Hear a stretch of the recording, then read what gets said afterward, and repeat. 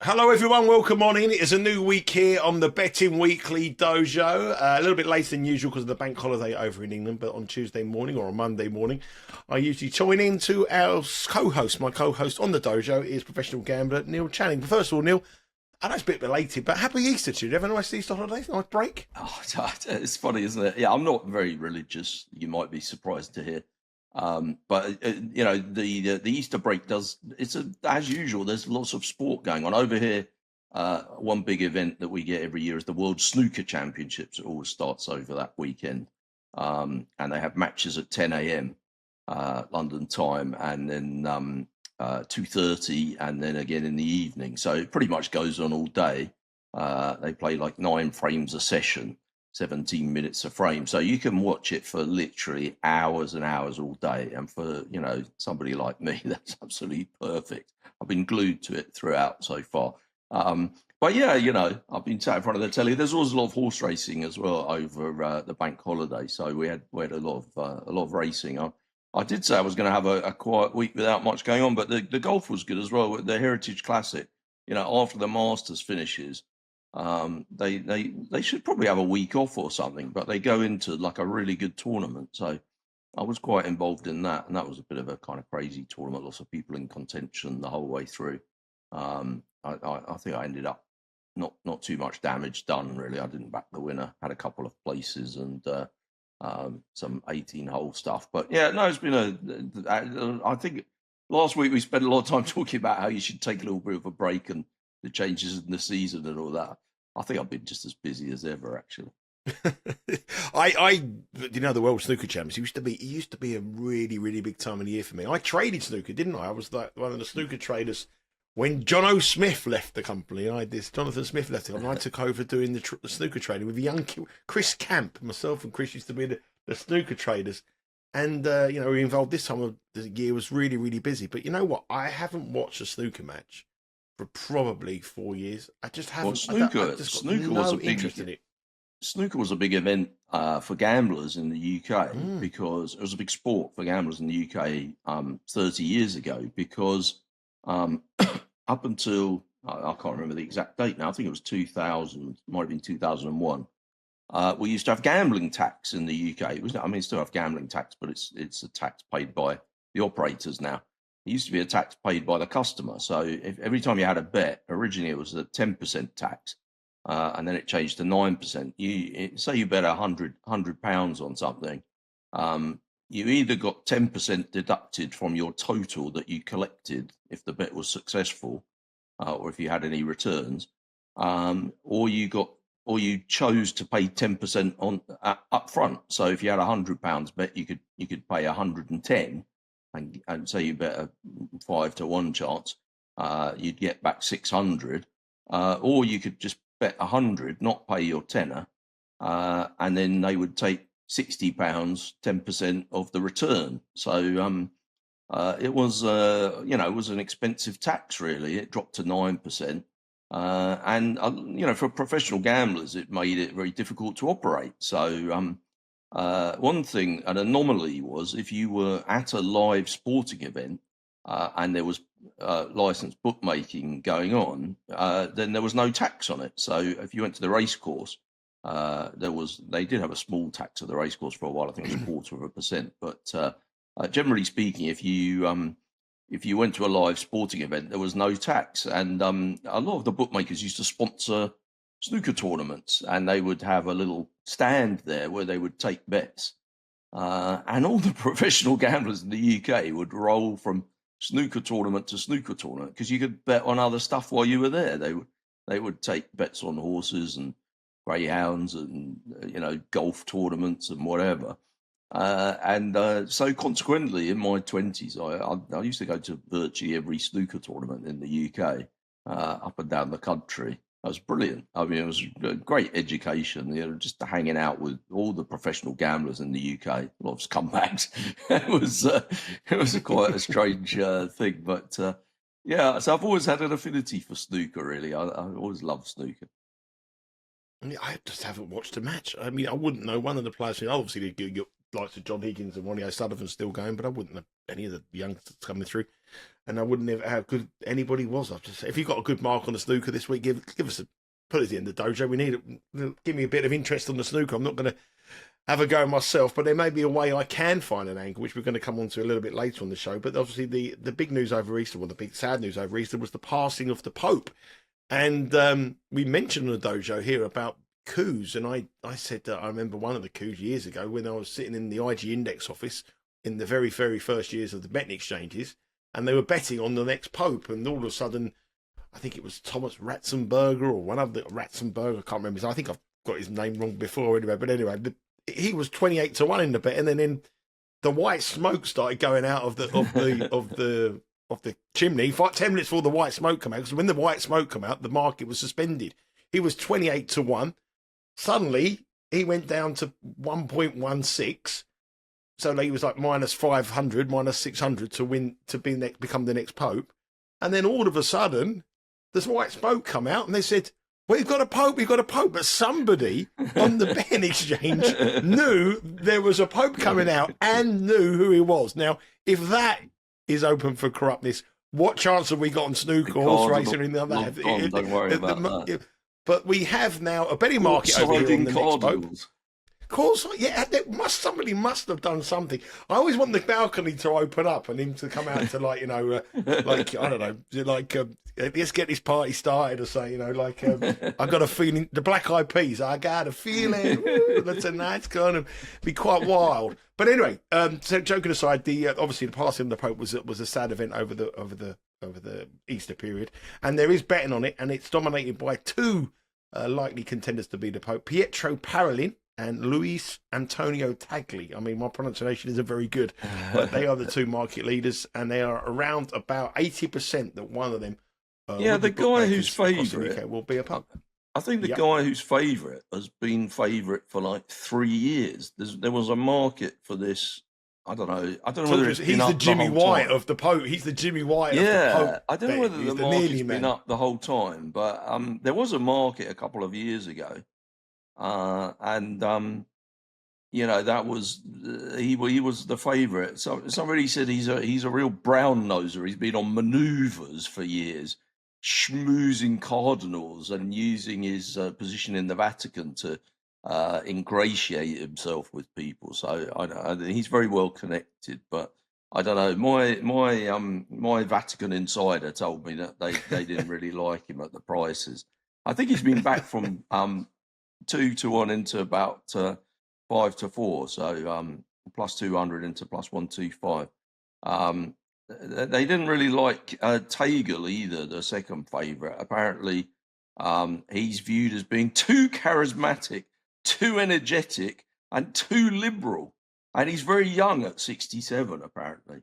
This is a kind of job for me, I think. I don't know. I mean, there was talk about changing the retirement age in the UK recently, but 67 is too young. It's quite a hard job, really. I mean, maybe they need a younger man. But I did find it interesting because I noticed on the betting exchanges over here, there's no market yet, but at least 5 bookmakers have put up prices in the UK. And I did have a quick look, and I don't think the American bookmakers will put up prices. There's another big event happening in America this week, which will attract quite a lot of press and media attention. And if it was happening over here, it would have a huge betting market. There is a betting market over here on the NFL draft. And lots of companies have got all kinds of bets on it. First wide receiver to be picked, first quarterback to be picked. You can bet which team will pick which position, which number, and there are all kinds of stuff. And I don't really remember seeing the Americans having too many options on this for betting. And I find it quite interesting because, there's been a general a development that's happened in American betting in the last few years has been the Europeanisation. So,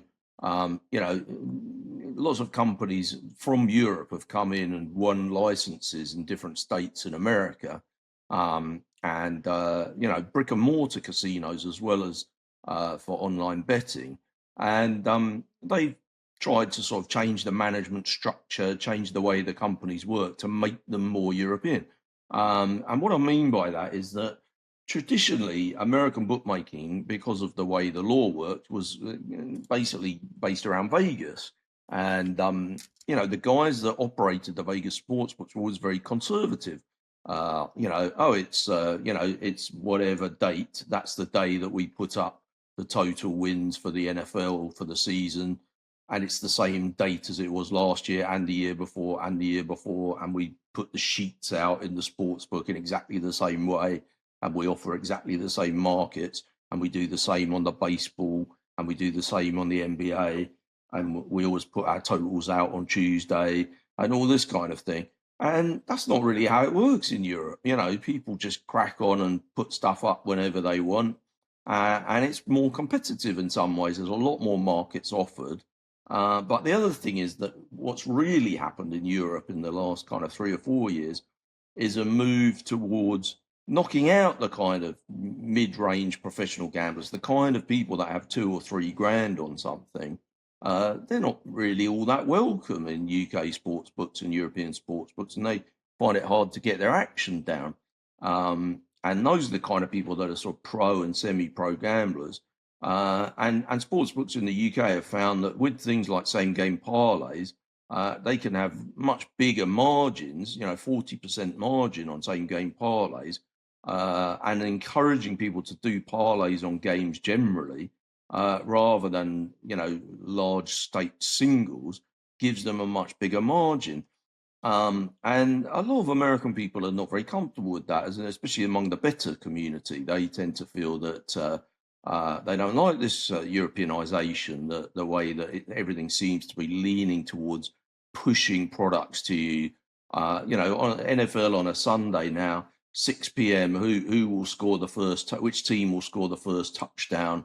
Which team will score the most points in the 6 p.m. games? I'm talking about 6 p.m. London time, the 1 p.m. Eastern. That kind of thing where it's the favourites 5-1, 8-1, whatever. That never used to be a thing. It was all about the 10-11. It was all about the -110. And they're trying to get out of that. So I find it interesting that America seems to have adopted this Europeanisation in terms of those kind of issues. But when it comes to ditching their conservative past and welcoming things like, why don't we bet on the draft? Why don't we bet on who the next pope is? They don't seem to have done it. And it reminds me, years ago, you remember when Monty Burns got killed. He got shot. He didn't get killed. He got shot in The Simpsons. And there was a big, who killed Monty, who shot Monty Burns was a big thing. I remember one of the casinos in Vegas put up odds on it.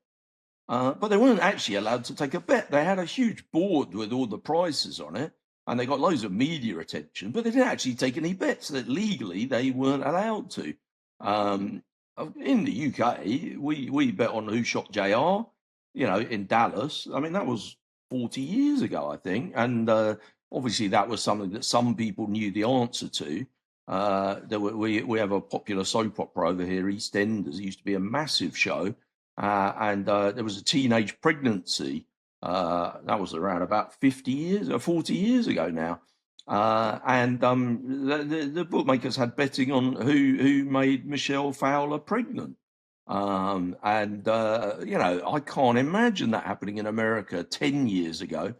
I wonder why it isn't happening now, though. When are the American bookmakers going to suddenly loosen up a bit and be allowed to bet on this kind of stuff? What do you think? Well, I think it's only new, isn't it? The whole sports betting landscape is only relatively new in the American market, so I think it will take a little bit of time. I think the other thing that novelty bets do bring in, they bring in a female audience as well, and I think looking at the American audience who bet, there is a very, very small section of female compared to male, which is very, in the UK and the Europe, we have a lot more female bettors, and a lot of it at the beginning when the females come in was novelty betting. I think with regards to the Pope and stuff like that, I think America's a very diverse religious country, and I think some people would probably some states would take offence to that kind of stuff, whereas the UK is a little bit more liberal in that respect. With regards to I think they're much more I think they've got to be protected a little bit by rules, regulations, and law in America. So, for example, if somebody who was The land one of the the free. It's free markets, Nigel. yeah, but one of the creators of The Simpsons come into the sports book in America and bet Lisa to shoot Monty Burns at 10-1, and the market got down to even money or 4-5, or essentially if one of the producers has bet them, they would know that would happen. So the market should be -1,000. But I think in America there is such a I think that the aggrieved punters the bettors who lost the money, They'd want to sue. Sue the sportsbook. Yes, no. I think that's the I think that's I think that would be the mentality of. That would never happen here, and I think that's the mentality of the American. Also, and probably rightly. Because we're coming to the end of the soccer season, there's lots of managerial changes, and managers getting sacked and new managers coming in is a brilliant betting market in the UK and around Europe. And that happens obviously in NFL. In NFL, it's much more concentrated because it's a shorter season, and 3 weeks before the end of the season or a week after the end of the season is basically the time for everyone to get sacked and the big change around to happen. But you could have prices on every team. Maybe at Thanksgiving or something like that, they could put up prices every team. Will the head coach still be in his position at Christmas, or who's the next one going to be, or whatever. I'm amazed they don't do that. I mean, that's a big betting market in the UK. I think the other thing as well, Neil, is that a lot of these markets are done by individual bettors and traders, and I suppose a lot of sportsbooks don't have that individual trader. Yeah, you need somebody with knowledge and an opinion. And I don't think they have them anymore. And I think that is a big problem. So some of these bookmakers in the UK still have trading departments with people who've been trading for many years. Yeah. I think that won't be lasting very long. Well, exactly. And the biggest thing in America is obviously still, I just can't get my head around why they don't bet on their election race. I mean, it'd be the biggest betting turnover I'm sure they would love to bet on that. I mean, that would be the biggest market of all time by a million miles. And I think get that one done first, and then find out who shot someone on The Simpsons, who got Maggie pregnant on The Simpsons. I think that might be the next one. But I think get that one done, and then you've got to know. But we're going to talk about a subject there which we pretty much touched on. We said there that there isn't any traders in bookmakers anymore who can make the decision, who can come up with these kind of odds, and that's the sort of the way that the betting industry is going now. Everything is becoming digital programs and stuff like that. Now, I'm a bit late to the party here, and I know you probably haven't even started the party yet, but I'm a little bit late to the party here. I'm late to this ChatGPT AI, essentially, to anybody who's watching this show who's over 50, like we are.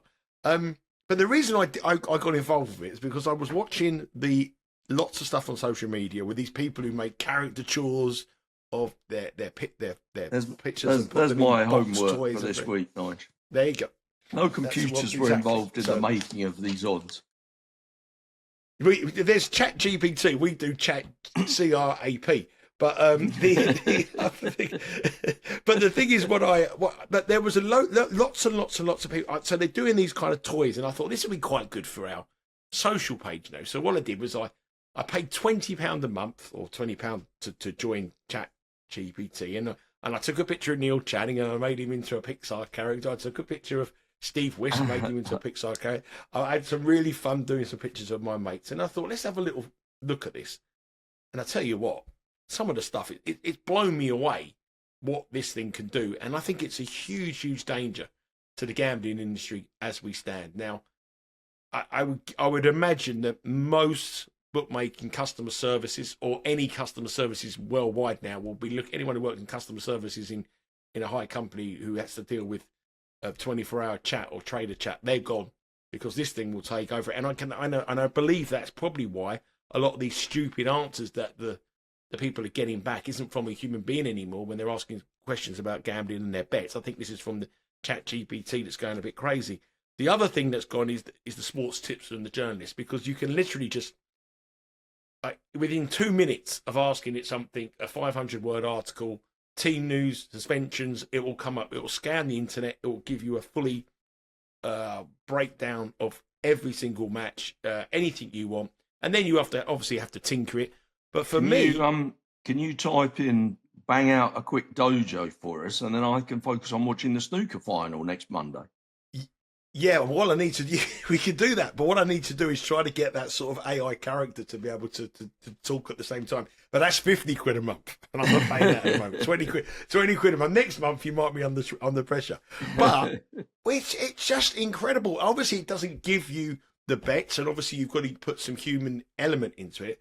But what it does, if you're handicapping a weekend slate in the Premier League or the NFL. The hardest part of the week is finding information on team news, finding information on suspensions, going through the internet, finding trusted websites. This thing does all that work that takes an hour in 5 minutes. And it's a game changer. And unfortunately, there's going to be a lot of people in the gambling industry, including us in time, that will probably find that they're not in a job anymore. But now when you're when you're typing in and asking it, presumably if you're asking for factual information, stuff that's objective and not subjective, that's kind of good. Like if you ask, can you give me a list of all the players suspended in the Premier this weekend, or on a yellow card, or injured, or which substitutes are likely to play, or those kind of things. How much can you trust it on those kind of objective questions to not make mistakes?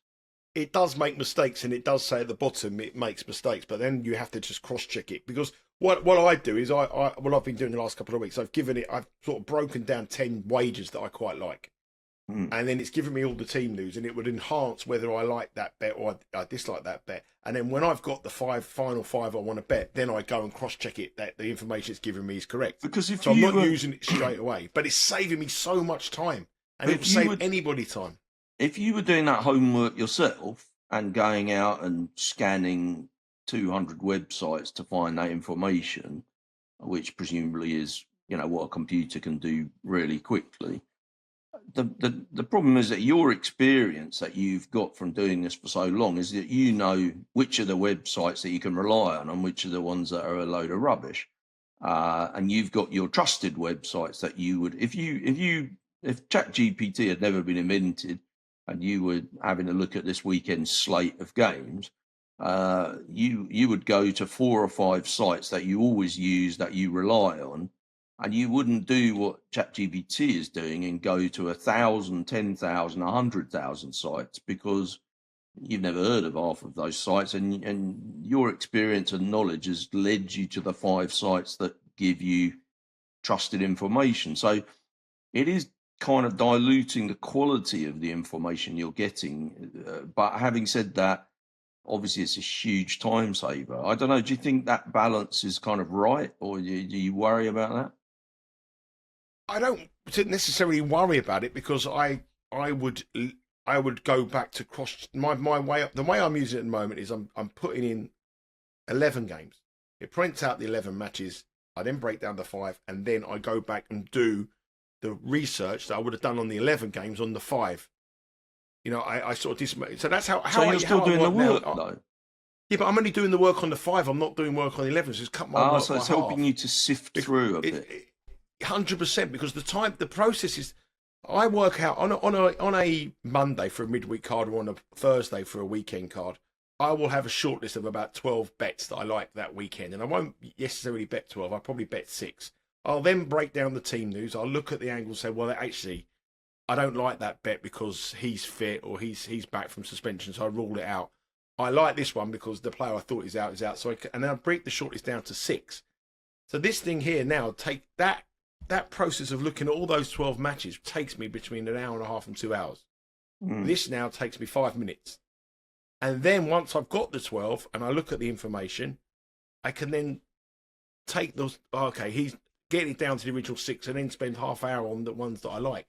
So it's definitely time consuming. It won't tell you, it won't tell you that Wolves were one of the best bets of the season last week at plus 250 to beat Manchester United, after Manchester United played 5-4 in a cup and the manager said, I'm playing the kids. That's where this is it. So my question would be, supposing you ask ChatGPT to come up with some tips for you. If I'm a journalist writing for, the Sporting Life website or something, and I've got to produce some copy this weekend with some tips on the Premier matches, presumably it's just gonna look at what all other tipsters on the internet are suggesting, and then come up with a kind of consensus generic write-up, looking Correct. at all the opinions that other people are offering and deciding on balance from reading all of them what would be a good way to go. So it's never going to be contrarian. It's always going to just go with the consensus. Yes, but Isn't that right? then the expert, if you're a true expert or you're someone that you could then add your spin onto it.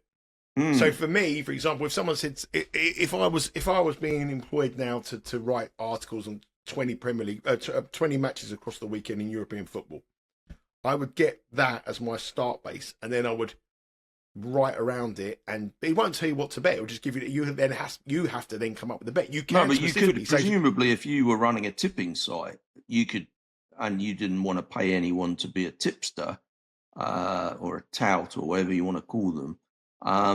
You could just get ChatGPT to come up with the selections. But the thing is, what I'm saying is, given the methodology that it's using, which is to just kind of basically scrape the intellectual property of a zillion websites, it's just going to come up with a kind of a consensus answer, isn't it? It's never going to find anything unusual, because it's going to disregard the unusual and go with the consensus. 100%. But that's why.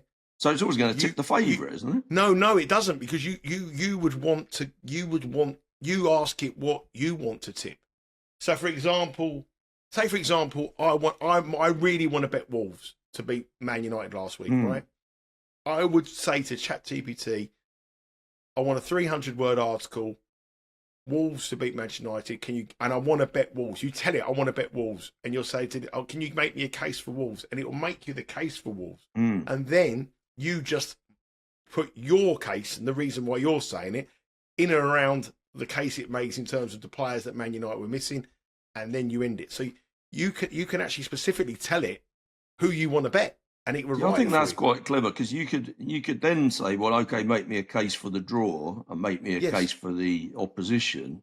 So the handicap, and then you could print the three cases and say, well, here's the three, and which one appeals to us the most at the price. But the handicapper then still, if you're doing it, the handicapper still has the ultimate say in what ChatGPT says. You're not randomly asking for a best bets. But if you had a standalone website that just stood there, and you wanted people to go to it to click affiliates, I reckon there was 1 million affiliate websites just sitting there with preview. ChatGPT will just write it all for you rather than you having to pay. And it's not good news for people wanting to get into sports betting journalism who are thinking that they've got a 50-year career in front of them.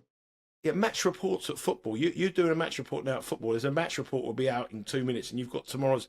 If you're a League One football match or a League Two football match, and you're a trainee journalist for a broadsheet or for a tabloid newspaper covering League Two, that can be done in 10 minutes after kickoff. I want just a little 3-paragraph, and that cost effective for newspapers. Well, newspapers are dying anyway, but they don't need them. They don't need them anymore. You still need the handicapper to be able to find the value, but the written content. I mean, hopefully you still need unemployed degenerate gamblers. Otherwise, I'm in real trouble. This is my biggest concern with it is that people could get a few winners out of it and trust it and use it as their go-to. So I mean, we spoke about the NFL card the other week where someone gave some AI picks and he was 5-0 on the NFL. So what I did, right? I asked ChatGPT to give me the best bets on. I just randomly said, "Can you give me the best?" Was on Sunday morning. Can you give me the best bets in the Premier League? He gave me 2 bets. He gave me Liverpool to win to 0 against Leicester, which they did, -105. And he gave me Nottingham Forest draw no bet with Tottenham +104. Now they both won. Now obviously this is after timing, so you can take my word for it, you don't do. So I asked it today, give me your best bet in the tennis, the Madrid tennis, Yeah. and it's gave me Mazurak, he's a Polish player, to winning straight sets. Now, how did it round and he picked out that there's minus $4 shots, -5, and he's plus 150 with Bet Rivers to winning straight sets. Now that's the bet on the tennis. I said, give me the best three. No, it's just later on this afternoon. It's probably going to be going live, so we can monitor this.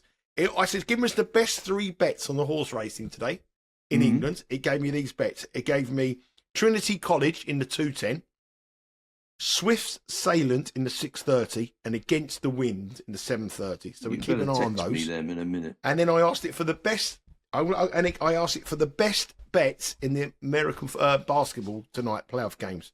It gave me Timberwolves plus 5.5 v LA Lakers, Bucks v Pacers over 228 points, Thunder minus 14.5 v Grizzly, Miles Turner Pacers to have over 2.5 3 giving you a lot of action, plus isn't 130, occupied. And it gave me Shea Gilgeous Alexander over 31.5 points at minus 105. Now, if you asked a random computer to give you your best bet on the Premier League this weekend, it would give you the shortest price favourite, surely. I don't understand how that could the first thing it's done was give you 2 winning bets on the Premier. So now you've asked can you write a letter to Dan Roebuck telling him we don't really need him anymore?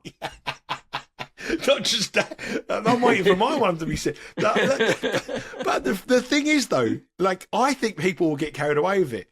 People will just think this is the greatest thing in the world, and especially if he gets off to a few winners. And I think people would get in their mobile phones and smashing ChatGPT. Oh no! But I think I think it could be potentially quite dangerous. That it's incredible. Well, the other thing that's very the thing that strikes me first of all is that there's 2 aspects to picking selections in order to be a successful gambler. The first is that you have to assess sporting events and come up with reasons why each outcome is possible. And the second thing is you have to look at the prices on offer and judge against the prices whether the case made is strong enough. So it's easy to say, well, I quite like the idea of backing Wolves because Man United are going to rest players or whatever your opinion was. But if the market's already over-factored that in, you're not going to make money out of that. And I'm not sure that I understand how ChatGPT does the second bit. The first bit of coming up with the arguments for why Wolves might be a good bet against Man United, I can see how it does that. It scrapes the internet. Lots of people are talking about that. It's nicking the intellectual property of millions of people who are having conversations about that. But most of those conversations don't involve, well, hang on a minute, the prices have already factored that in. Like the market knows that information. And I wonder how it's going to shape up in that way. Well, I think you're absolutely right, and that's one of the reasons why I haven't bet anything that he said. I'm just using it for an example. And the reason Liverpool to win. I'm just clutching at straws. I'm just hoping that I can still get a living out of this game without being replaced by a computer. Well, Liverpool to win 2-0 was my 2-unit pick on Thursday's show. So I beat the ChatGPT market on that one. But the one thing I think that random gambling, you and I have been around the block a long time. We understand that it's scraping. We understand that. But I do think that there'll be betting shop bettors or regular bettors across the world who have their $5 or something will be using this for their best bets at the weekend as a guide. I think that could potentially be a little bit dangerous. I think the other thing is asking it to price things up, though, is more interesting. Like I want to. The most important part of the selection process for me is assessing the chances of stuff. It's very interesting reading an article that says, well, I think that Wolves are going to beat Man United for these 23 reasons, but I need to know, what price do we make Wolves to beat Man United? And if I said to ChatGPT, who's going to be the next Pope, it could probably give me a list of people. But if I said, can you give me a percentage chance of each of those people to be the next Pope, that would be way more interesting to me. Well, I've only got the £20 a month one. You can go up to about 200. So I'm sure that kind of thing will. I'm sure that kind of thing will come. It actually gave me a percentage chance on a match today, but I think it just took the random percentage chance of what the best price was, rather than anything that it believed in. I mean, I feel like I'm sort of praising it and saying this is the greatest. No, I'm finding it interesting. There is certain as you know, things, I'm a Luddite. There is certain things that this thing can't do, which the human can do. And, we're using this Wolves match as an example. Plus 140 Wolves were after the match, draw no bet against Manchester United. And they were plus 250 on the money line. They started at plus 175 on the money line. They started minus 110 because in the interview after, Amorim said he's not going to play any of the players. He's going to go all out for the Europa League and then move. Now, ChatGPT go, that's human nature. That's people on the ball, and understanding that price was wrong. Plus 250 was the wrong price.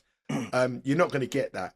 But I do believe that newspapers, I do believe that anyone who provides content for betting websites, that where they're going to the same websites and just putting their spin on it, you can have a guy who's got half a decent knowledge on football internally who can do this job and knock out a Premier. You could probably do 100 previews of football matches in the time that it would take a human being to do one, and that is where there's a big problem, and that is where the industry is in problem. And customer services people, well, you say the industry's in a problem. Let's face it, Steve Wiss is in a problem. I mean, it's no worry for anybody else around here. Sorry, Steve. Well, sorry, Dan. I would keep both of you. And we're not taking the Steve Wiss here. We're being serious. This is a very, very serious issue. But I mean, interesting to see how these horses go today and have a look at these basketball matches. But I will not be rushing onto the Bet Rivers app and betting anything ChatGPT says to me. But I do believe that there will be people who will, and I think it's dangerous. But it's a really interesting conversation, and it's going to grow and grow, because what this has done, people who didn't, these sort of caricatures that are going around on social media, they've allowed, everyone wants one, so everyone's going on this, and everyone's paying £20. So now they're realising the power of what it can do. It's suddenly gone to the mainstream. AI was something that everybody spoke about. I don't really like it. I always said to my mate, it's a great thing if someone takes a picture of you with and you're out and about and you're with someone else's missus, or you could say it's AI. It's brilliant. But now I've realised the true potential of what it can actually do. It's very, very frightening, and it's very frightening for a lot of people in the workplace, because in 5 or 10 years' time, we don't know it. And I do believe that eventually there will be pricing mechanisms from this, and I don't even know if you can probably do it now. If anyone knows about this more than us, put the comment there below if you can price up the market. And it is a scary fact. Well, when we think about just in our short lifetimes in this industry, how many changes have come along, and how many times the industry has been reinvented, that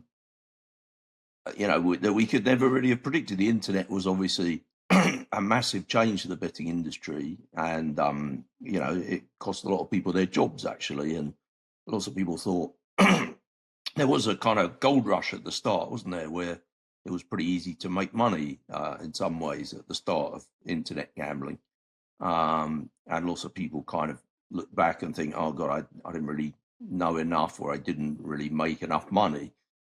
That's always the way when new stuff comes in, and the early adopters, the Bitcoin rush. I remember working with a guy who was telling me how he used to he would mine for Bitcoin, and he would get 2 or 3 Bitcoin in a week, and he would use it to pay his rent. Well, I mean, if he'd have just held on to those, he'd have been a billionaire by now.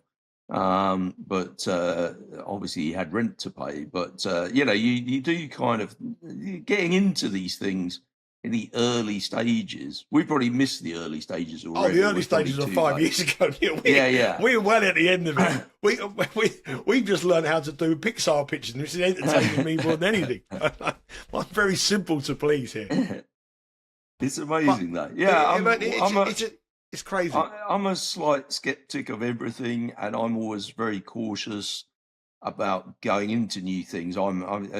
I have a tendency to miss the first 2 years of all of these things, and come in, on the sort of second wave. I feel like that could happen here. And I still don't have like one-click software to do my betting and stuff, and that's been around for 20 years now. And I have a pen and paper to write everything down. I'm feeling like I'm quite technical because I keep a spreadsheet of my bets. But it's just. I'm not saying that we are out of date or anything, but I did finally get round to watch a sting on my Betamax video the other day. Quite interesting. But I mean, before we wrap up, we always ask you. I'm going to give you these picks again from ChatGPT, and we'll see how they go. Right? What's the tennis one? Tell me the tennis one. Mazurak, I think it's pronounced Mazurak. He's a Polish player. What's the tournament for him? It's a tournament in Madrid. It's the qualifying match in Madrid, and he's plus 150 to win in straight sets. The horses are called Trinity College in the 210, Swift Salient at 6:30, Against the Wind in the 7:30, and the NBA Timberwolves plus 5.5, Bucks v Pacers over 228 points, Thunder minus 14.5 v Grizzly, and two props: Miles Turner for the Pacers over 2.5 3-pointers. And Julius Alexander over 31.5 points at minus 105. I mean, I have to this say, week's show was brought to you by ChatGPT, and I will go into malfunction now. Sorry, you can't believe you're following. Do you know what I'm going to do? What's going to get you excited is I'm going to ask it each week for the best sumo pick of the week. That's what we need. And that's what we need. It's AI sumo picks. That is what we need. So I'm going to ask it. Next week I'll have a sumo pick for us, and we'll have a go on that. But it's an interesting conversation. If you've had any experience of it, if you do use it for anything, obviously if you've been a victim of it, if you've been at a job in the industry and your job has been taken over because of AI. I was speaking to a guy the other day who works I can't remember what he worked. He says his company spends hundreds of thousands on AI now in replacement of staff. But it's a frightening thing, and hopefully all these bets lose that will be in the job next week. If they all cash, it's been great doing this show. It's been brilliant in getting involved, but it's interesting. What do you got planned for the rest of the week? Do anything nice? Weather's going to be good this week. I've got a couple of lunches actually. I did say last week I was trying to have a few days off, but I'm in between lunches. I'll be glued to the snooker probably, and I'm keeping it. It's the last week of the jumps horses in the UK. There's a big race for the title. That keeps switching back and forwards, and I've been betting on both sides at different times and trading in and out, and that's kept me occupied. There's always something to look at. I think we lose Neil anyway. I'll tell you what we'll do. By this time next week, I will guarantee you that Neil will have a very healthy position on the next Pope. And I guarantee you he'll find a very, very interesting AI tipster who's got a 77% strike rate that we'll be sharing with us here on the show. 77% on pontiffs. Yeah, that's what we need to do. That's it for the Betting Weekly Dojo this week. I hope you enjoyed it. Thanks very much to anyone who has subscribed and followed us throughout this year. We're still getting some great comments from everybody. Really glad that you're enjoying the content we're doing here. If you've got any suggestions on anything you want us to talk about, we've got a couple of ideas that will come on next week. We've got some new fresh content coming as well. Loads of stuff happening here on the YouTube channel. Betting Weekly Live every day, Monday through to Friday. Betting Weekly Tennis Live, Monday to Wednesday at 6 p.m. local time in the UK and 1 p.m. Eastern time, as well as all the action in the Premier League as it comes to a conclusion, and the soccer leagues across Europe. It's a big week of tennis. With the Madrid Open, I'll be joined by a new handicapper. It is a computer called Ted. Me and him will be looking at the game bet match, and our computer called Vera on the WCA match will be giving us her picks as well. So that's been it for the Dojo. Neil, before we go, what are they going to do? What are these people got to do? Definitely. If you haven't hit subscribe by now, I mean, we've been doing this for months. What on earth have you been up to? Press the subscribe button. If you enjoyed the show, hit like. Feel free to comment in the box. We might not talk about the thing that you want us to talk about next week, but we do nick quite a few ideas from things that people say in the YouTube chat. So feel free to make comments and get involved in the conversation, and hopefully that'll give us an idea for a future show. And every single one of your messages will be responded, not by a computer, by me. So they bear that in mind as well here on the dojo. It's been a pleasure always, Neil. Enjoy the rest of your week. Good luck with your snooker bets. Good luck with whatever you're doing. Anyone watching the show and the subscribers, good luck with your bets this week. And we'll be back again next Monday. Take care. Have a good week.